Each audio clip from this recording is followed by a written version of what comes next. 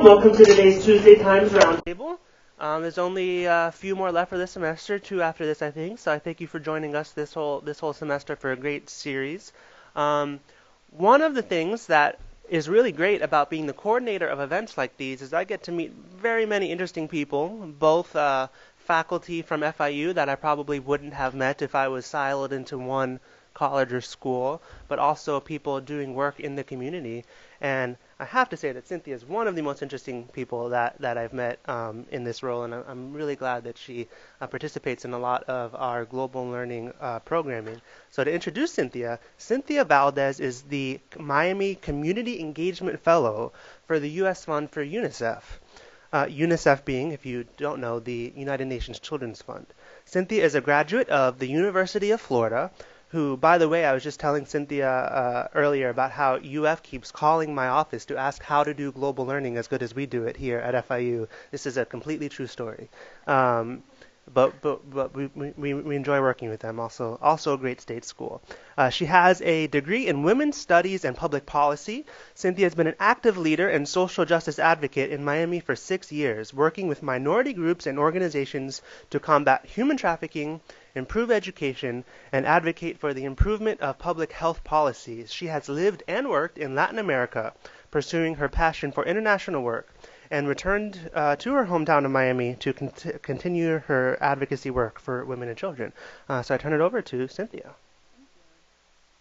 Thank you, Eric. Hello, good afternoon. Thank you for inviting me to speak. I love FIU. FIU has been a great supporter of my work in the community, so I'm excited to be here. What I want to ask you guys to do is 2 things. One, I want you to be really interactive with me.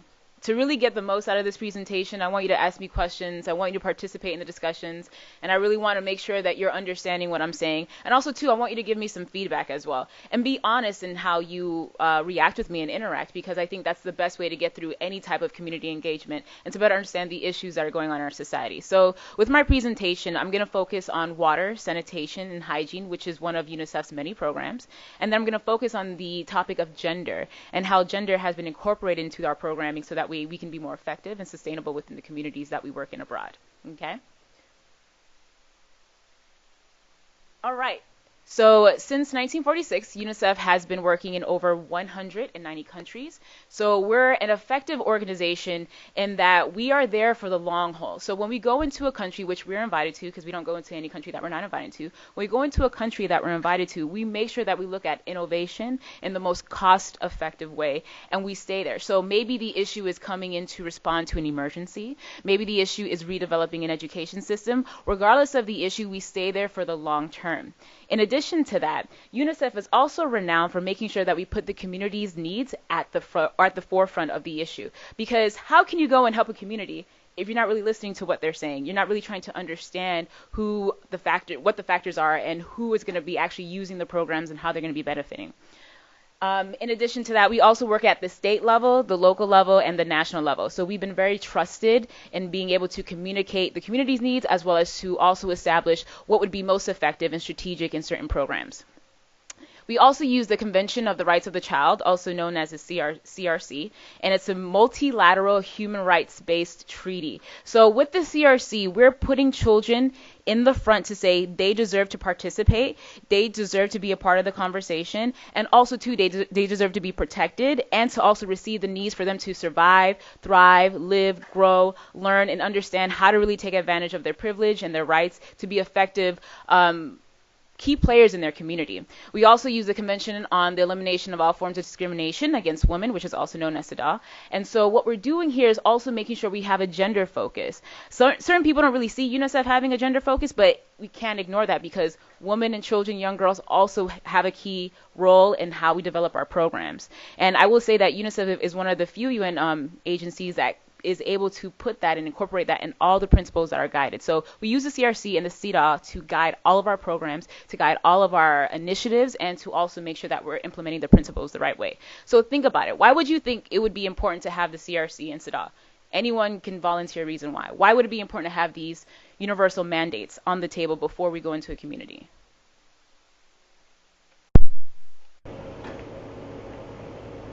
Okay. To ensure that there's a commitment that, and also too, we're not going to waste time trying to establish what the priorities are. Everyone has an understanding of where we're going to go and the time that we're going to use to actually make sure that the program is being implemented, especially when it comes to emergencies. Time is so crucial, and it's really sensitive as well. UNICEF's goals with water, sanitation, and hygiene is to help fight poverty and hunger, achieving universal education, promoting gender equality, reducing child mortality, and combating disease, and I'll talk about that throughout the presentation. So effectiveness and sustainability, I'm not really sure if you can see all of this, but we have three components. So we look at the short-term response, the long-term response, and sanitation and hygiene. So UNICEF is renowned for providing WASH programming and strategy within emergencies. However, when we do respond to emergency, we also look at emergency preparedness. So, for example, one of the most recent emergencies we responded to was in the oceanic island in Vanuatu.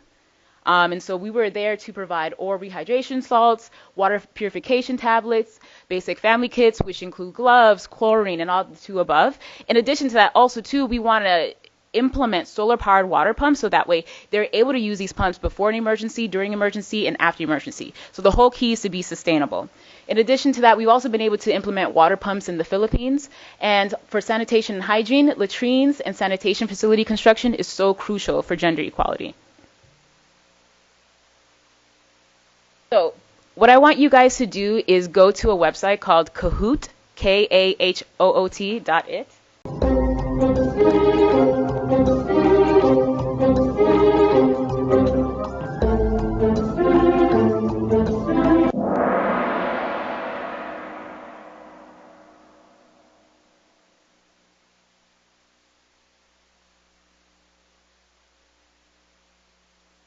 Is that true or false?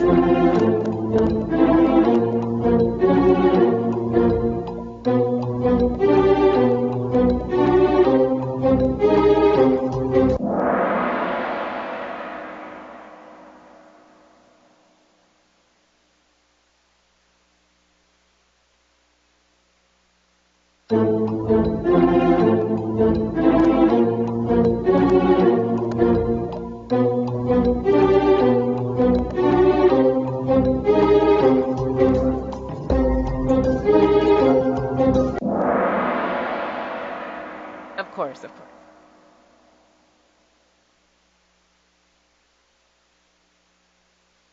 Don't use Google.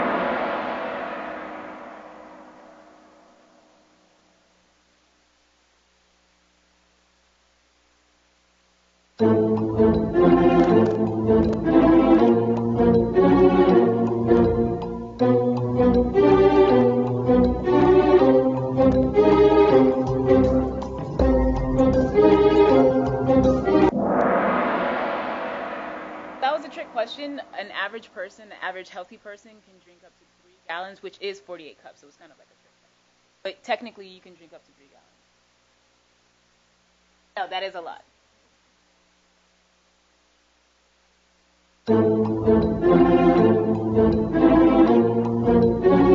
Days to live without exercise.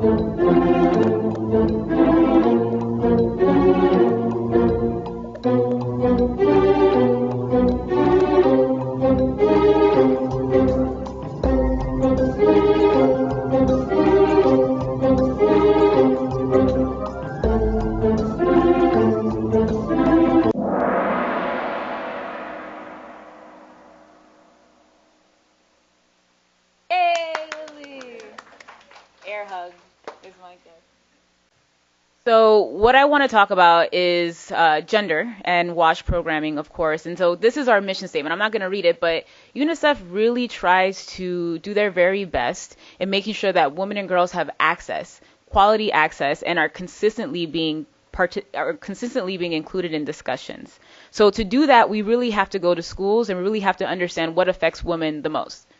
What is the most natural thing that happens to a woman's body and that affects their hygiene? Their menses, right? So, okay, ladies in here, raise your hand if you've ever done this, or would you be willing to do this? Oh, guys, I'm so sorry I'm late to class. I was on my period, so sorry. What's going on today? How many of you are willing to say that out loud? How many of you your heart would drop if for some reason you forgot your tampon or your pad and you're like, oh my gosh, I have an exam right now and I'm just going to have to deal with it. So we're living in the States and we're dealing with this issue. It's still a taboo. So imagine what it's like abroad, right? So privacy and dignity is something that we have to consider, and it's unfortunately an issue in many countries. So restricted toilet opportunities. So a lot of the time, young girls and women wait until nighttime to use the restroom, or they go early in the morning. So that leaves them to be more susceptible to sexual assault. Also, too, it leads to infections like UTIs, constipation, and it's emotionally stressful as well. So when you have access to close bathrooms or private bathrooms, it's actually somewhat developmental liberation to these young women and girls. And so what we need is to design facilities which meet women's physical and psychological demands. Now, when you go to a bathroom, what do you notice that fits your demands psychologically and physically? One, you fit in there. That's number one. What else? Throw out some answers.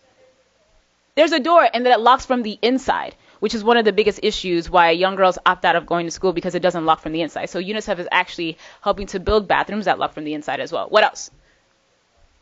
Yeah, there's lights, so you know where everything is. You're not going to fall into the toilet.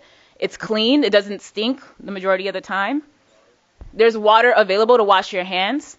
Okay, so for example, there was a project in South Africa that UNICEF is trying to work with where the toilet, you have to actually pick up the bucket. If you're the last person using it, you have to pick up the bucket and throw it out. Sometimes it's full of worms and all these other bacteria. And so a lot of women are seen as unmarriageable because they're the last ones to pick up the toilet. And it's because they want to use the bathroom. So they're embarrassed because the toilets face the street.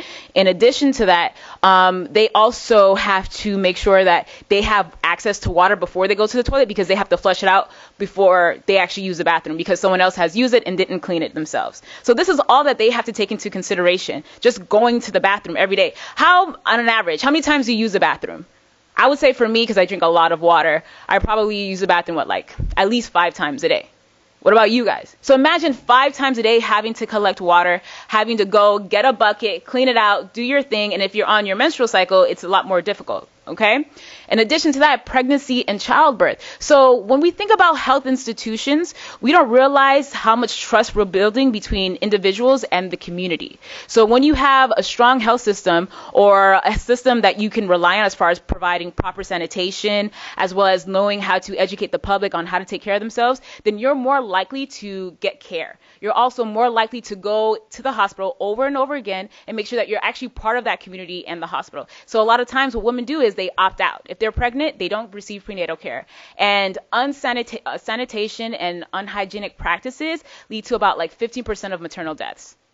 So this is something that we have to consider. It's not just being healthy, but also trusting the institutions that we're building, that supporting in our communities. And there's a lack thereof in most communities, because maybe it was developed by an organization that's from the West, or maybe they feel like, it's not traditional medicine, so they're very reluctant to go and receive that care. So we actually have to be able to take time to make sure that our practice is being utilized, that we're correct in our facts, and also that we're patient and culturally competent. So when you have tradition and culture, you don't want to go and say, and this is the right way to do it. You have to meet the community where they're at. So throughout the slide, I have a couple of comic flashcards that were actually designed for different public health professionals to go into communities that they were working in, most likely in rural areas, and actually show these pictures so that the community members could see what it would look like to incorporate gender in a discussion or decision-making process. So tell me, what do you guys see in this picture? Just what does it look like to you?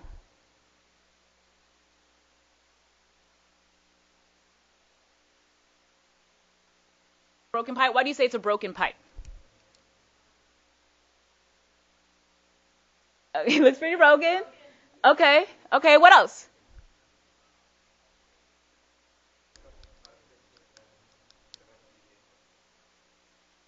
But what do you see in the third picture, though?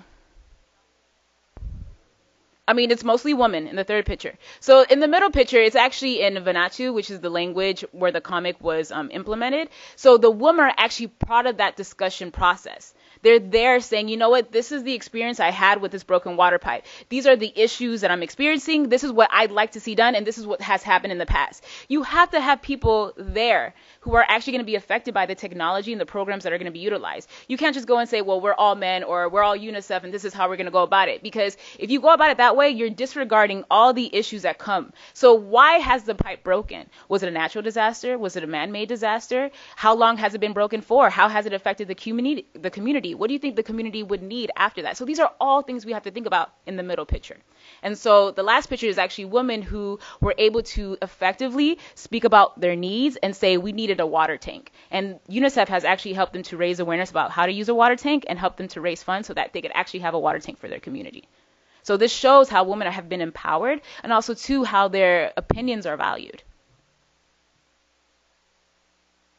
So women's safety. There's physical damage and sexual assault, as I mentioned before. So imagine carrying a huge gallon on your back. Maybe it's about 5 gallons, and you're carrying it in one load, and you're walking, and you're probably 6 years old. So you're doing this back and forth multiple times a day. What do you think would happen to a child's body long term? Stunting.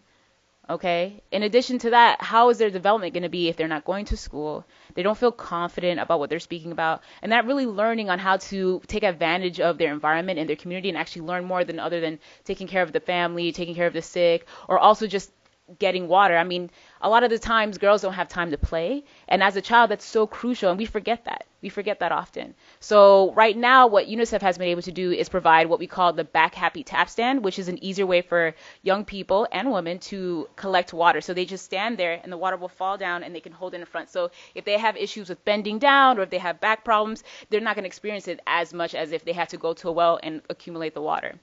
Also, too, having access to more water resources. So making sure that not only there's numerous opportunities, but also too that it's close by the home. And school attendance as well. So water and sanitation related diseases are one of the leading causes and reasons why children don't go to school, because they can't learn, they can't concentrate, and unfortunately they just give up on going to school. And with a family that doesn't have enough resources, then they're just not going to pay for that, because already they have health issues and they don't want to pay the extra fees of going to school. So in rural Pakistan, more than 50% of girls drop out of school in grades 2 to 3 because the schools do not have latrines. And we talked about having a door that locks from the inside. So here's another comic strip. What do you see here? Do you see two men, or do you see a man and a woman? Do you see two women? What do you guys see? Okay, so what could this image show? Two men and women. Definitely. But why is that important? But why the boat image? Why them being in the boat and have them both put in the power? Okay. Okay.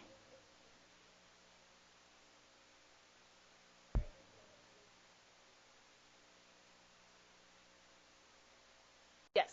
Yes. So when one person stops paddling, it affects the whole boat, and it also affects the whole system. So we try to show images like this. So this is another comic book strip that we try to show images, and that both men and women can work together cohesively, and that their roles are just as important as the other person's role. And sometimes your roles can change. It can be back and forth, and you can see what it's like in their role. You can see what it's like in the other person's role. So that's why we have this comic book strip.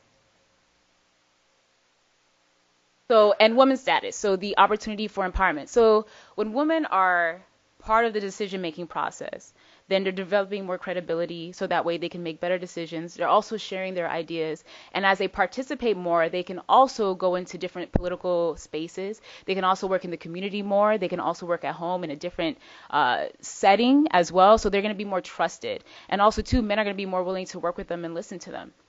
And so the need is for women to be planning and design and implementation for water, sanitation, and hygiene. So we ask them, okay, what is the most difficult process for you? What can we do to make it better? How can men participate? And what do you find it, as far as it being detrimental, that men say or men do that make the process a little bit more difficult? So these are the things that we work on as well. So this is actually a quote from a woman in Tanzania about how she felt before being involved in the water, sanitation, and hygiene programming, and how she's looked at now. So 3 years ago, before we formed a committee and prepared ourselves as a community for water source, men just saw women as animals. I think they thought of us as flapping around them. They had no respect, and no one would allow you to speak or listen to what you had to say. When I stand up now in a group meeting, I am not an animal. I'm a woman with a valid opinion. We have been encouraged and trained, and the whole community has learned to understand us. So I feel that for her to have gone through this experience, now she can also teach this to her daughter and continue to teach this to other girls in the community as well. Okay, what about this comic strip? I need a little bit more participation here. Okay, I think I saw someone else's hand.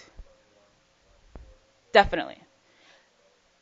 Could this be an example of maybe a failed program?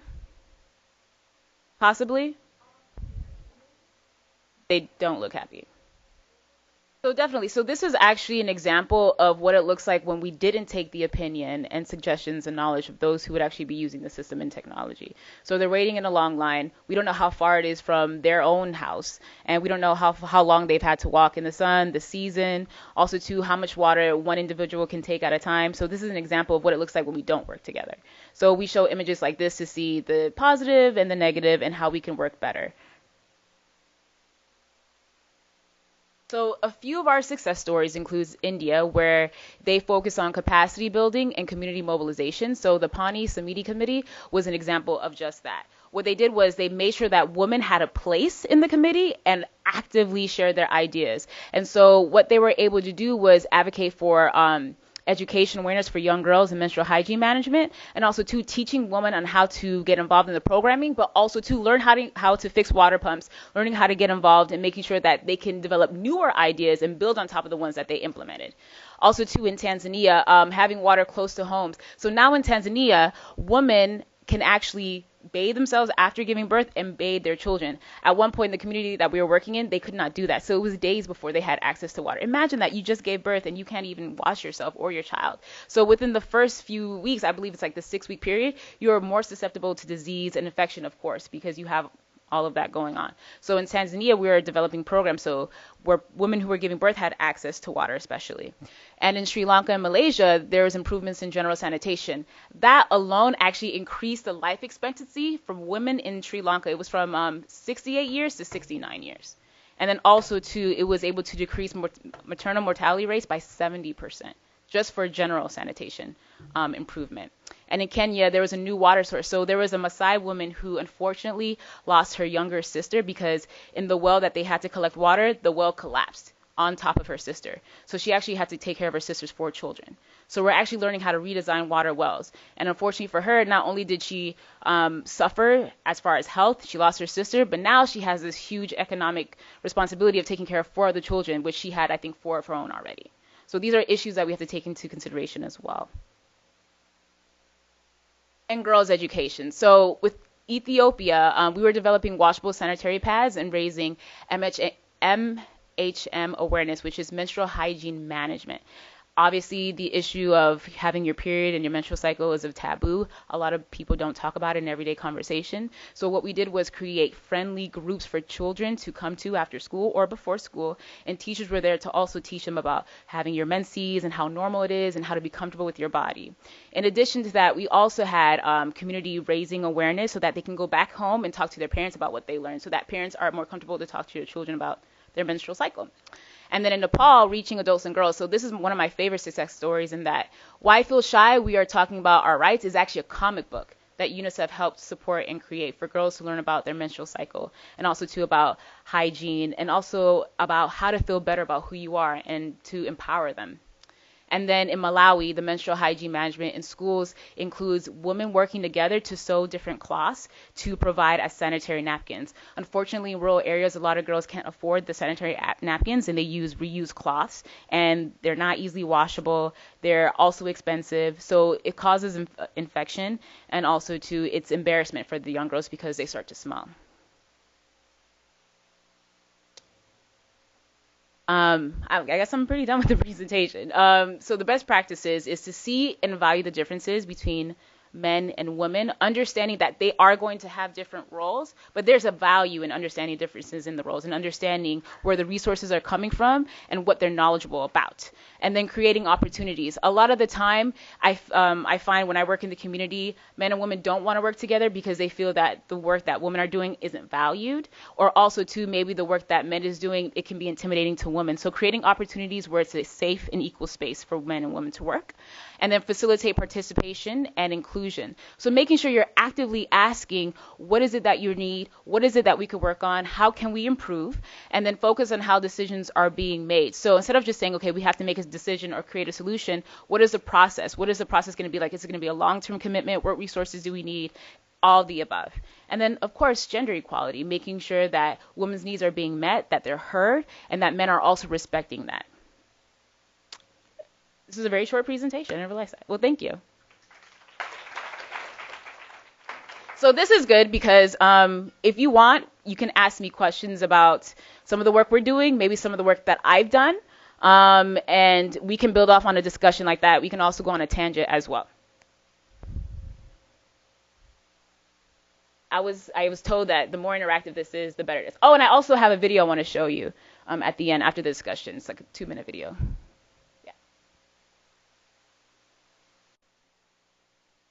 So we have regional offices and we have country offices. So when an emergency happens, depending on the emergency, we have 3 different types of emergencies. We have a level 1, a level 2, and a level 3. So if we have an office there, then we're going to be called upon with either staff and resources to come and provide whatever we need as far as the emergency. So the government will understand that we have a presence there, understand that we're an NGO, and we'll also have an agreement on what we're going to be providing as programming, staff, and resources. We have to be in agreement with that.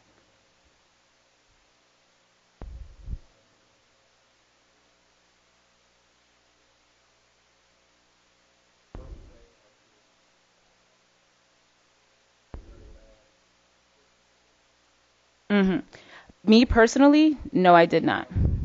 UNICEF. Yes, UNICEF is currently there right now, and we're providing rehydration salts and water kits, and yeah, or rehydration salts, water kits, and water purifying tablets.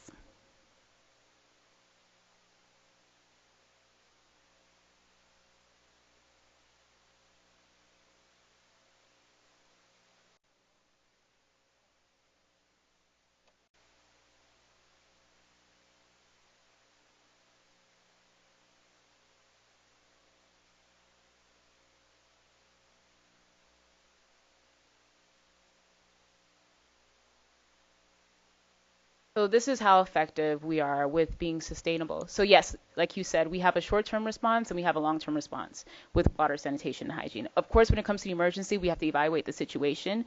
The first few days are so crucial. So we have to make sure that we're measuring children for malnutrition, understanding how devastating the impact could be, how the community is being affected, shelter provided, resources that are currently there, maybe conflict within the groups that are existing, and what has happened before, what people have done in the past. So all of that is being taken into consideration within the first few days. So we'll go in and we'll evaluate the situation, provide this long-term or short-term response. But like I said before, when I first started the presentation, we're there for the long term. So maybe we started out as an emergency, but we have to understand, why was this impact so devastating? What is the situation going on? What is the underlying issue? What is the root cause? And we stay there to try to work with the government, try to work with the community, and try to figure out what we can do better so that they can be prepared for the incoming impact or future emergencies.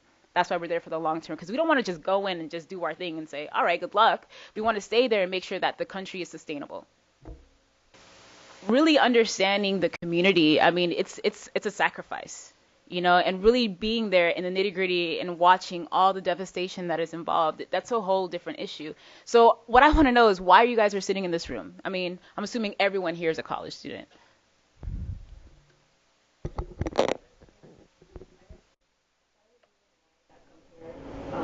As often as I can is, I guess, to become aware of different issues, because sometimes even in my little space, coming to college, going to class, I really don't have the time to go somewhere and then understand other issues that I guess affect the world or politics.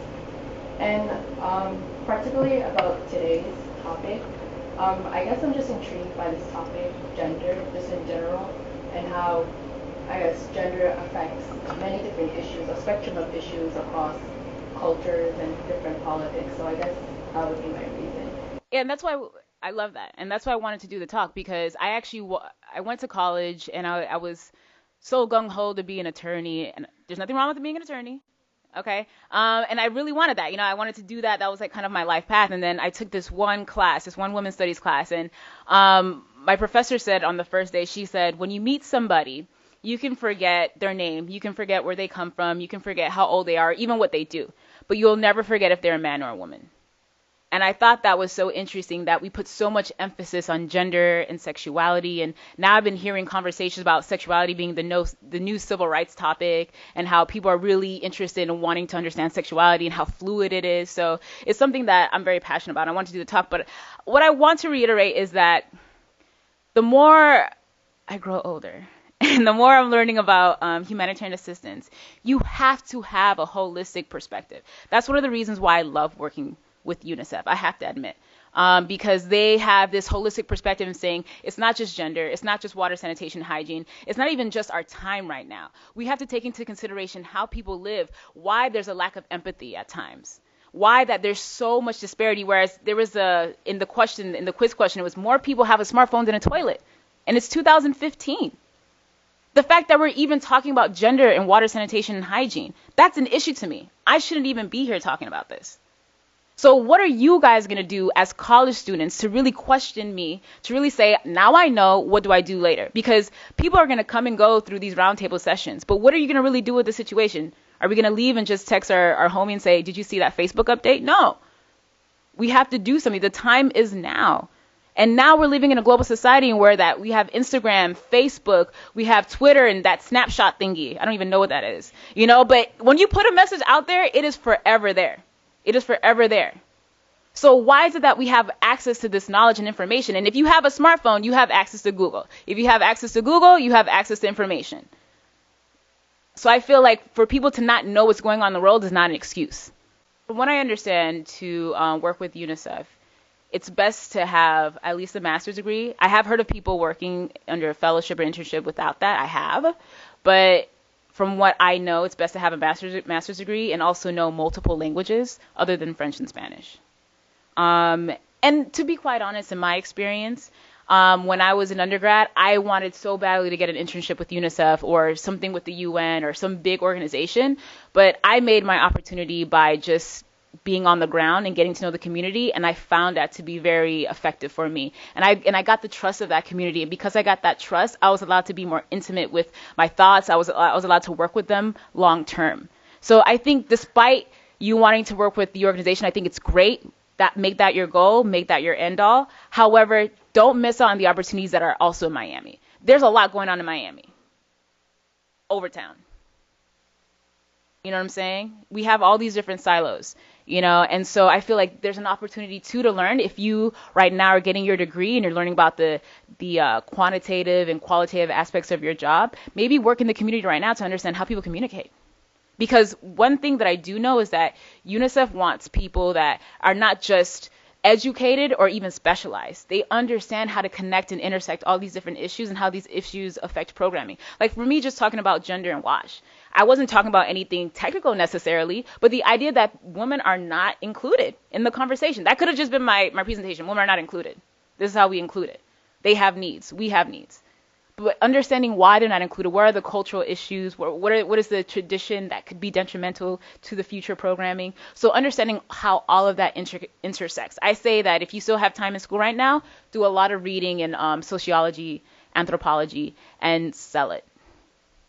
So what I'm trying to say is we all have to work together, truly. But you know what? What I really want to say also is it's great that we have humanitarian assistance, and I love UNICEF, and I think these programs are really important. Obviously they are. But what I want everyone to understand is that we're not here to put a Band-Aid over the wound. We have to understand what the issue is, because it's one thing we go in and we provide the assistance and we care, but that's what I really love about UNICEF. We're trying to stay there to figure out what is the issue here, and the issue may not just necessarily be conflict. It could be corruption. It could, of course, all these other issues that intersect with each other. So we have to have a holistic approach. If we're not going to have a holistic approach, we're not going to go anywhere. And we're just going to be talking year after year after year. So trying to find common ground, being patient, taking the time to say, okay, tell me what you know. Tell me what you want to understand. What are your issues? And then meeting them where they're at. That's just really what it is. Meeting the community where they're at, using non-intimidating language. Like, I'm not going to say this is a poor country. It's a developing country, trying to make it, like we all are in some way. And also, too, making sure that we're speaking to leaders in the community as well, respecting their traditions, not just going and say, hey, this is what we're doing, respecting the values and traditions in that community. So there is resistance at times. There is. But that doesn't mean that we can't get through it, because resistance can be temporary. Or sometimes we partner with communities that are already present, and so we'll kind of feed off that and build off that. In my opinion, ignorance is an epidemic itself. And people don't take enough initiative to come to meetings like this or say, you know what, let me look this up. Let me see if this is even true. Some people just take it at face value. Like I'll go to different high schools and I'll speak, and I told Carla this, and I'll say, okay, raise your hand if you know who Kim Kardashian is. Everyone raises their hand. And I'll say, okay, raise your hand if you know who represents you in Congress, or how many women are in the Senate. Things like that. And they don't know anything. And so I say, get involved in your community and how decisions are being made. I'm from Miami, and I'm born and raised, so I can say this. I feel that people oftentimes, they live here, they get comfortable, and we have a lot of people immigrating from different countries, so no one wants to get involved. There are people who are here for like 30 years and they only speak Spanish. That's a problem. Okay, and when you have people not speaking the language, then you don't know what your rights are. And when you don't know what your rights are, then you can't exercise those rights. And then that hurts other people around you and generations to come. So get involved in your community. Here you are talking about water. What do you know about water conservation in Miami? Get involved. Tell them what your opinion is. Get people to back you up, because this is where it's at. This is where it's at. If you can't help your personal community and where you come from, how do you expect to make a change in the world? Because if you are intimidated by what you have at home, then it's going to be really hard to go abroad and say, this is something I can do. Definitely. I feel like I have a few more minutes. I want to play this tap project. So those of you who kind of want to get involved right now, this is an option. We're obsessed with our cell phones. Sometimes for good reasons, Other times, we check for likes, and check, and check. Or read intriguing articles about, well, never mind. And have you been out to dinner lately? We think we can't live without our phones. So why don't we use them to help provide something people actually can't live without? Clean water. At UNICEFTapProject.org, you can do just that. Give clean water to a child in need by taking a challenge to not touch your phone. The longer you go without your phone, the more you can help UNICEF put children first by providing them with clean water. 15 minutes could help provide a child with clean water for a day. Every minute counts, so keep going. When you can't resist any longer, our sponsors will make a donation to support the UNICEF TAP project based on the time you went without your phone. At this point, you can make an even bigger difference by donating yourself and challenging a friend to beat your time. As little as $5 could help provide a child with clean water for 200 days. The fact that millions of children still live without something as basic as clean water is hard to comprehend. So take a moment to reflect by going without something far less vital than water, your cell phone. Go to UNICEFTapProject.org. Thank you for your time. I really appreciate it.